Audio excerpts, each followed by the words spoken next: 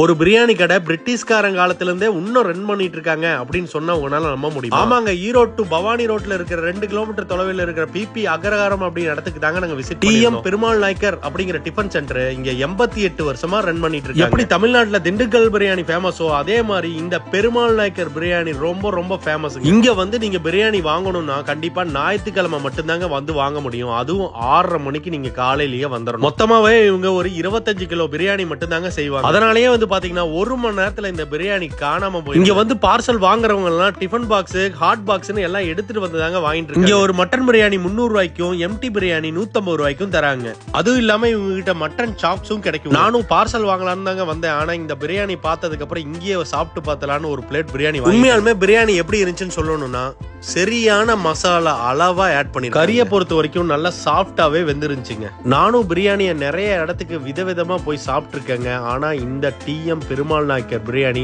உண்மையாலுமே ஒர்த்துங்க. நாங்க போன 1/2 மணி நேரத்திலேயே இந்த கடை ஹவுஸ்ஃபுல்லா. பெரியவர் ஒரு பையனை வெளியே நிக்க வச்சு யாரையும் உள்ள விடாதப்பா அப்படின்ட்டு. இந்த பிரியாணி நீங்க சாப்பிடணும்னா ஞாயிற்றுக்கிழமை காலைல 6 மணி மறந்துடாதீங்க. இந்த மாதிரி ஒரு வீடியோ உங்களுக்கு வேணும்னா மறக்காம என்ன ஃபாலோ பண்ணிக்கிங்க. நான் ஹோண்டா கார்த்திக்.